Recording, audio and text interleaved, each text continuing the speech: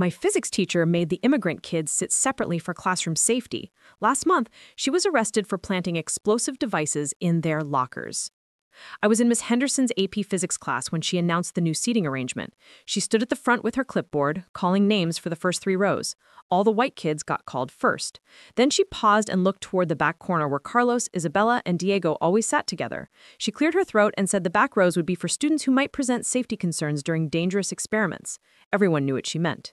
The 3 Hispanic students in our class exchanged glances but didn't say anything. They'd learned to pick their battles carefully in our small town.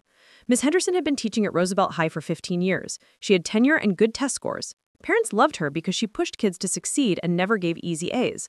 But over the past 2 years, something had shifted. It started small with comments about certain students needing extra supervision. She'd make Isabella show her backpack contents before every lab. She'd ask Carlos to explain why he was absent on certain cultural holidays. Little things that felt wrong but weren't quite actionable. The administration always backed her up when parents complained. During our unit on explosive reactions, Ms. Henderson made the Hispanic students sit in the hall while she demonstrated with volatile compounds. She said their presence made other students nervous, and she couldn't focus on safety with distractions in the room. Principal Watson supported her decision when Isabella's parents called to complain. He said teacher discretion in lab safety was non-negotiable. The 3 students had to learn the material from textbooks, while the rest of us got hands-on experience that would be crucial for our AP exams. The real escalation started in October when someone spray-painted anti-immigrant slurs on the gymnasium wall. Ms. Henderson was the first teacher to arrive that morning and saw the graffiti before maintenance cleaned it. During first period, she made a point of asking our 3 Hispanic students if they knew anything about vandalism on school property. She said their community needed to take responsibility for the rising tensions they were causing. Carlos's face went red, but he stayed quiet. Isabella started crying and ran out of the classroom. That same week, Ms. Henderson began requiring Carlos, Isabella, and Diego to store their backpacks in a separate cabinet during class. She said it was a new security measure for students who might be carrying concerning materials. She made them empty their bags in front of everyone before each lab session, examining every item while explaining chemical compounds that could be dangerous in the wrong hands. The humiliation was systematic and deliberate. Other students started avoiding sitting near them at lunch. I started noticing more disturbing patterns in Miss Henderson's behavior. She would time how long the Hispanic students took in the bathroom and question them if they were gone more than 5 minutes. She installed a mirror on her desk positioned to watch them constantly during class. When Isabella answered questions correctly, Miss Henderson would ask follow-up questions designed to trip her up, then suggest she might be cheating if she knew advanced concepts. The psychological warfare was relentless and calculated. In November, someone called in a bomb threat during third period. The school evacuated and police brought dogs to search lockers. Miss Henderson stood with the officers as they went through student belongings, pointing out which lockers belonged to our Hispanic classmates. She told them those students had been acting suspicious lately and suggested they search those areas more thoroughly. The dogs found nothing, but the message was clear. She was building a narrative that would justify whatever came next. What we didn't know then was that Miss Henderson had been documenting everything in a private journal. She photographed the Hispanic students' cars in the parking lot, noting license plates and arrival times. She recorded their lunch conversations from across the cafeteria, using a small device hidden in her jacket pocket. She even followed Isabella's family to their community center on weekends, taking pictures of other families entering and leaving. Her surveillance was extensive and completely illegal. The harassment intensified after Thanksgiving break. Miss Henderson started requiring the 3 students to arrive 15 minutes early for additional security screening. She'd search their belongings while explaining to other arriving students how certain cultural backgrounds required extra vigilance. She made them recite the Pledge of Allegiance before every class and questioned their pronunciation of certain words. If they hesitated or made mistakes, she'd lecture the class about divided loyalties and the importance of American values. Maya, my lab partner, started getting nervous about what was happening. Her dad was a lawyer, and she understood that Miss Henderson's behavior was crossing legal lines. We began secretly recording her discriminatory comments using our phones hidden in pencil cases. Miss Henderson was so confident in her authority that she never tried to hide her prejudice. She would openly discuss her theories about immigrant infiltration of American schools with other teachers in the hallway between classes. By December, other teachers were noticing the pattern, but no one spoke up. Miss Henderson was department head and had influence over their performance reviews. She'd cultivated relationships with school board members and donated regularly to their campaigns. When Mr. Thompson from Social Studies tried to raise concerns about her methods, she accused him of undermining school safety and suggested he was too liberal to understand real threats. The administration sided with her experience and credentials over his accusations. Ms. Henderson escalated her psychological torture after winter break. She created a fake assignment requiring students to research gang violence and drug trafficking methodologies, then specifically assigned the Hispanic students to present on border security while the rest of us got topics like cybersecurity and environmental protection. She wanted to force them to defend their heritage in front of classmates who were already suspicious. When they objected, she threatened to fail them for refusing to complete coursework. The breaking point came during our final exam review in January. Ms. Henderson announced that students with questionable backgrounds couldn't participate in the hands-on review sessions that would prepare them for the practical portion of the AP test. Carlos, Isabella, and Diego would have to study alone while their classmates got crucial practice with equipment. This wasn't just harassment anymore. She was actively sabotaging their academic futures. Their college applications depended on AP scores, and she was ensuring they'd fail. That's when I decided I couldn't stay silent anymore. I started documenting everything with my phone, recording her comments, and taking photos of the discriminatory seating charts she posted. My best friend Maya helped me create a group chat with other students who were witnessing this systematic abuse. We collected statements and evidence, building a case that couldn't be ignored. But we needed more than student testimony to take down a tenured teacher with 15 years of sterling recommendations. Meanwhile, Ms. Henderson was escalating her activities outside school. She joined online forums dedicated to exposing immigrant threats in American communities using the pseudonym Border Guard Teacher. She shared detailed information about our Hispanic students and their families. She posted photos of their homes, cars, and daily routines. Other forum members encouraged her to take more direct action to protect her school and community from these obvious security risks. The breakthrough came when Isabella's older sister, Sophia, got involved. She'd graduated 2 years earlier and now worked as a paralegal downtown. She knew how to file formal complaints and navigate bureaucratic systems. She helped us organize our evidence into official reports that we submitted to the State Education Department and the Civil Rights Division of the FBI. She also contacted a local news reporter who specialized in discrimination cases and was willing to investigate our allegations. Ms. Henderson somehow found out about our reporting efforts. The next day, she pulled me aside after class and asked if I was having problems with certain classmates. She said she'd noticed I was spending a lot of time with students who might not have my best interests at heart. She warned me that associating with troublemakers could affect my college recommendations and suggested I distance myself from students who were creating drama where none existed. Her intimidation tactics backfired completely. I realized she was panicking because our evidence was solid and she knew it. I recorded our entire conversation and sent it immediately to Sophia, who forwarded it to the FBI agents handling our case. Ms. Henderson had just threatened a student for reporting civil rights violations. Her behavior was becoming more desperate and dangerous by the day. In February, things escalated beyond anything we could have imagined. Someone planted a suspicious package in Carlos's locker that looked like an improvised explosive device. The school evacuated again, and the bomb squad was called in. The package turned out to be harmless, but it contained materials that matched chemicals from Miss Henderson's laboratory. Security cameras showed someone entering the school after hours with a key card, but the footage was too dark to identify faces. The FBI opened an investigation into domestic terrorism threats. Miss Henderson immediately suggested the device was planted by gang members trying to make the school look bad. She told investigators that Hispanic students often created false flag operations to generate sympathy and deflect suspicion from their real activities. She volunteered to provide character assessments of the 3 students and offered access to her private files on their behavior patterns. She seemed helpful and concerned, playing the role of a dedicated teacher protecting her students from outside threats.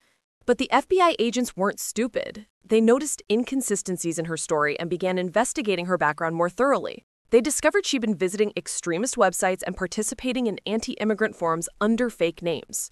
Her browser history showed searches for bomb-making materials and instructions for creating realistic-looking fake explosives. Security footage from a nearby convenience store showed her purchasing items that matched components found in the device planted in Carlos's locker. Agent Rodriguez, the lead investigator, started interviewing students individually. When she talked to me, I showed her months of recorded evidence documenting Ms. Henderson's systematic harassment. The agent's face got darker as she listened to recording after recording of discriminatory comments and threats. She said this was the most comprehensive case of teacher-perpetrated hate crimes she'd encountered in 15 years of civil rights investigations. The investigation revealed Ms. Henderson had been systematically documenting the 3 Hispanic students' daily routines, taking photos of their cars in the parking lot and tracking their family members' social media accounts. She'd created detailed profiles of their activities and had been sharing this information with white supremacist groups online. She was planning to escalate the fake threats until she could justify having them arrested or expelled, effectively destroying their futures while positioning herself as a hero who protected the school. What made it worse was discovering she wasn't working alone. Ms. Henderson had recruited 2 other teachers and a security guard to help with surveillance and evidence planting. They called themselves the Roosevelt Patriots and met monthly at her house to coordinate their activities. They had similar operations planned for the middle school and elementary school, targeting younger Hispanic students before they could become real threats to American values. In March, federal agents arrested Ms. Henderson at her home at 5 in the morning. They found bond-making materials in her garage along with detailed plans for more sophisticated attacks she planned to blame on the Hispanic students.